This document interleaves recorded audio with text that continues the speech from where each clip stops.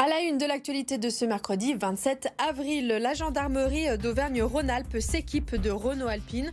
En tout, 4 véhicules ont été déployés dans plusieurs escadrons de la région. 252 chevaux avec des pointes de vitesse à 250 km/h. De quoi lutter plus efficacement contre les infractions routières. C'est mercredi, la journée des enfants. Une chasse aux œufs était organisée par le Secours populaire dans le parc Champ-Beauvais, dans le 3e arrondissement de Lyon. En tout, 500 enfants ont pu en profiter. Une parenthèse conviviale qui était aussi l'occasion pour l'association de faire de la sensibilisation. Également, le Kraken est en train de prendre possession des subsistances. Ce monstre géant des mers a été imaginé par 2 architectes syriens. Il sera présenté le 4 mai prochain au public pour lancer officiellement la saison estivale. Notre journaliste vous fera découvrir ce chantier hors norme.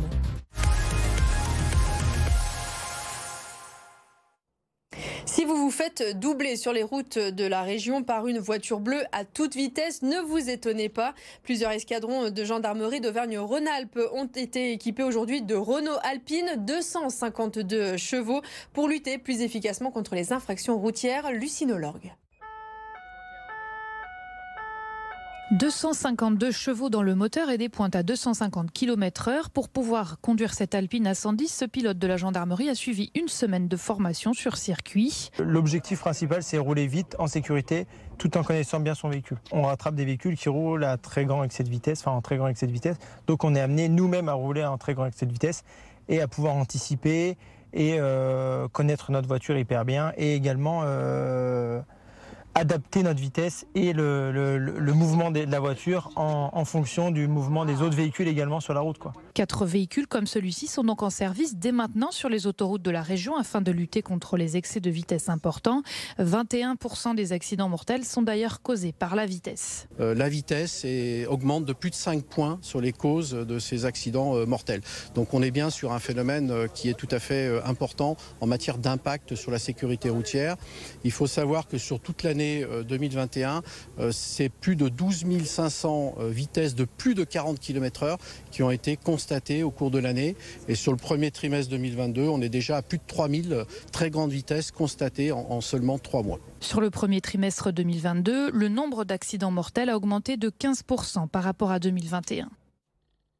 En bref, dans l'actualité, un grave accident a eu lieu très tôt ce matin sur l'A43 vers Bourgoin-Jallieu dans le sens Chambéry-Lyon. 3 agents autoroutiers d'AREA ont été percutés par un automobiliste. Un des agents a perdu la vie, un autre a été grièvement blessé. Le conducteur à l'origine de l'accident, un Allemand de 61 ans, est lui indemne. Dans un communiqué, la société AREA se dit profondément affectée par ce drame. Alors que le conflit en Ukraine continue, l'arrivée d'Ukrainiens à Lyon a fortement diminué. Pour s'adapter, le centre d'accueil installé à Villeurbanne et qui a ouvert ses portes fin mars a dû adapter ses horaires. Les explications sur place de Lola Colomba. Ce centre d'accueil de Villeurbanne que vous voyez derrière moi n'accueillera plus les réfugiés ukrainiens le vendredi. Auparavant, il était ouvert 5 jours sur 7. Désormais, ce ne sera plus que 4 jours dans la semaine. Décision voulue par la préfecture. C'est elle qui gère ce centre et la raison, c'est la baisse des arrivées d'Ukrainiens sur le territoire du Rhône depuis quelques semaines.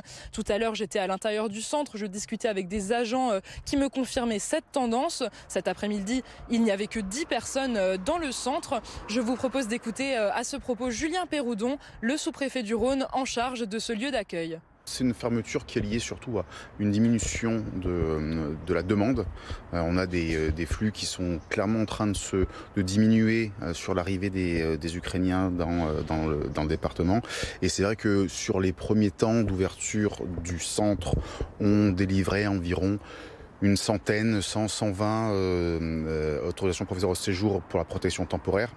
Et on est actuellement sur des volumes d'une vingtaine, une trentaine au maximum par jour, ce qui ne nécessite plus une ouverture aussi large. Alors pour ce centre, pas de fermeture prévue à court terme. Les Ukrainiens continuent d'y effectuer leur demande de protection temporaire. Ce statut leur permet de travailler en France pendant 6 mois, mais aussi de bénéficier d'une couverture médicale et aussi de scolariser leurs enfants.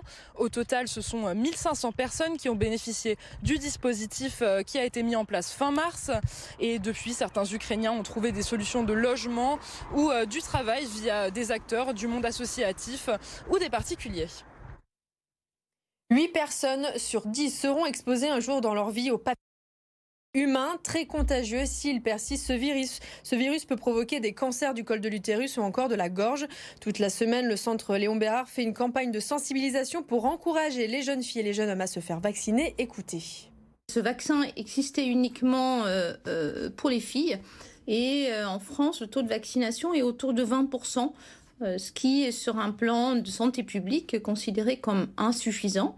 De plus, depuis l'année dernière, cette vaccination est aussi recommandée pour les garçons. On peut rappeler que c'est entre 11 et 14 ans, avec une possibilité de rattrapage jusqu'à l'âge de 19 ans. Votre enfant a entre 12 et 14 ans et il rêve de devenir pompier. La campagne de recrutement des jeunes sapeurs-pompiers volontaires vient tout juste de débuter. Les 43 casernes du Rhône recherchent des jeunes recrues. Écoutez. Chaque année, entre 350 jeunes et 400 jeunes sont recrutés dans les sections de jeunes sapeurs-pompiers. On a un site internet qui est facile d'accès où vous pouvez vous préinscrire. Si vous êtes âgé entre 12 et 14 ans, que vous aimez le sport, que vous souhaitez connaître les valeurs des sapeurs-pompiers, connaître le métier de sapeur-pompier, l'activité de sapeur-pompier, rejoignez-nous. Chez les jeunes sapeurs-pompiers, vous apprenez en priorité les gestes qui sauvent, les comportements qui sauvent. Vous allez apprendre à manier les matériels de lutte contre l'incendie, également d'opérations diverses.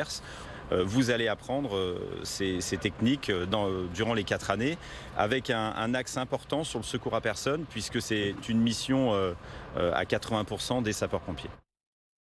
Les cloches de Pâques sont déjà passées il y a un petit moment, mais pourtant il reste encore des œufs à ramasser. Une chasse aux œufs solidaire était organisée aujourd'hui dans le 3e arrondissement de Lyon.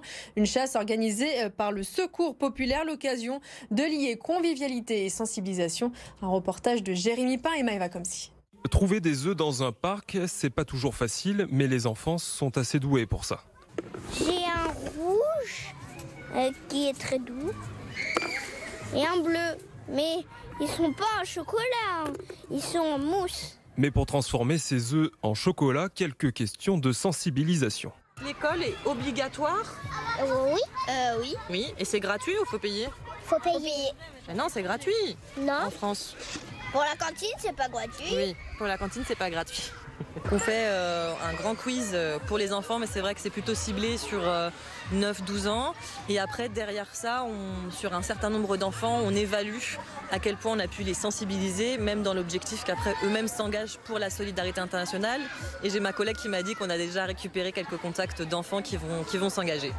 Parmi les jeunes bénévoles de l'association, Meïssa, 11 ans, engagée au Secours populaire depuis 3 ans. Parce qu'en fait, Secours populaire, ça aide les personnes. Et moi, j'ai une passion pour aider les personnes. Du coup, j'aime beaucoup. Et c'est pour ça que je veux rester ici. Parce qu'on peut aider les personnes avec les actions qu'on fait. Les enfants ont pu s'essayer au rap, sérigraphie et au maquillage. Une occasion pour les familles de terminer les vacances scolaires en légèreté. Attention, un monstre marin géant est en train de s'installer dans la cour des subsistances, appelée le Kraken. Cette œuvre monumentale sort tout droit de l'imagination de 2 architectes syriens. Cette œuvre sera présentée au public le 4 mai prochain. Pour l'instant, ce chantier hors norme continue. Un reportage de Maëva Comsi.